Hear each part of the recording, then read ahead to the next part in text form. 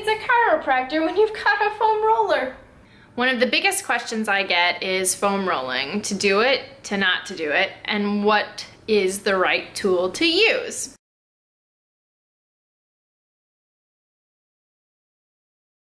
A lot of crazy new things have sort of come on the market lately, so I wanted to go through a couple of them with you and see, are they really any better than the foam roller? This is the R8 from Roll Recovery. As you can see, it looks a little bit like a pair of rollerblades. It is heavy duty and intense, so how on earth do you use this thing?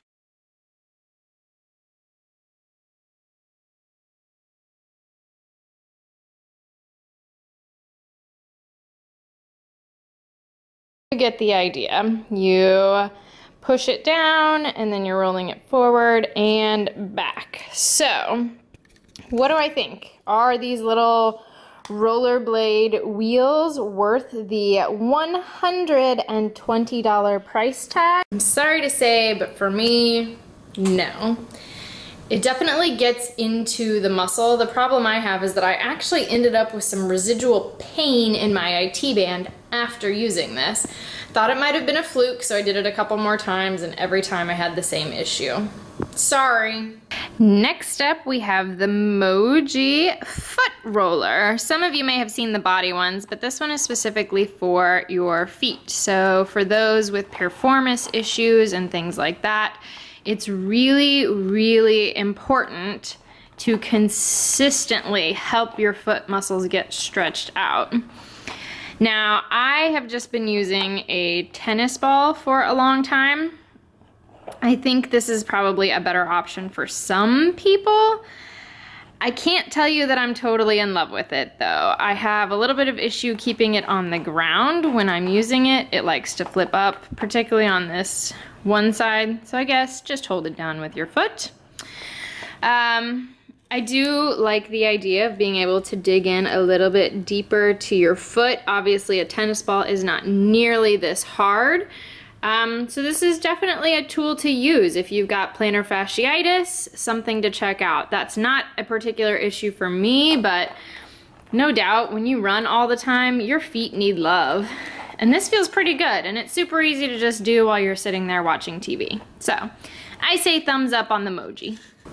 Finally, let's talk about some oldies but some goodies. We've got the trigger point, the massage stick, and your regular foam roller. So what's really the difference?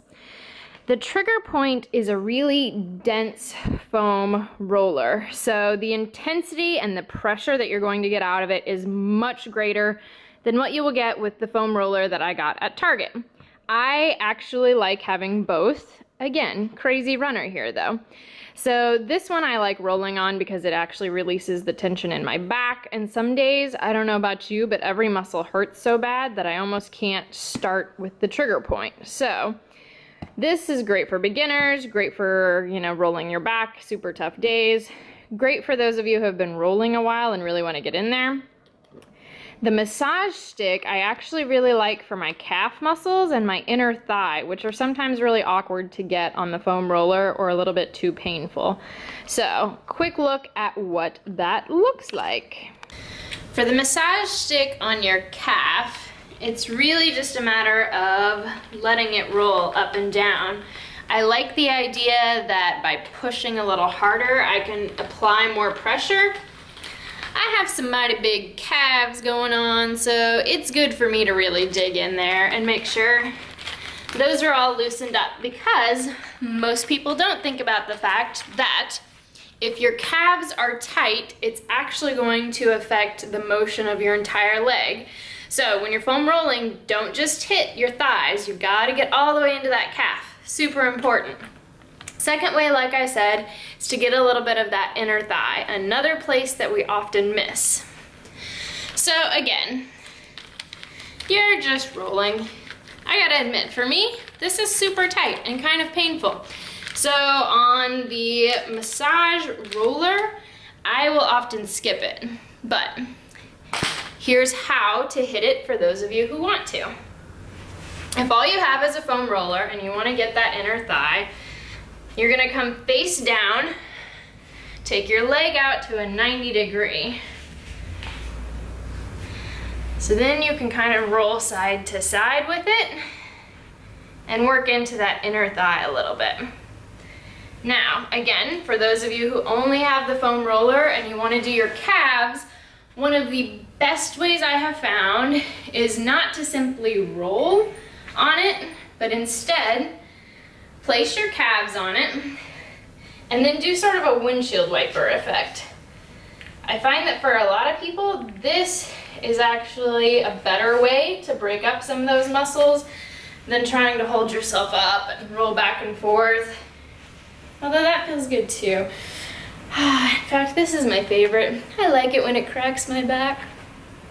Amanda here. Thanks guys for sticking with me to the end. Don't forget you can find all the links below, and if you've got questions for me, I love to talk running. Want to know how to get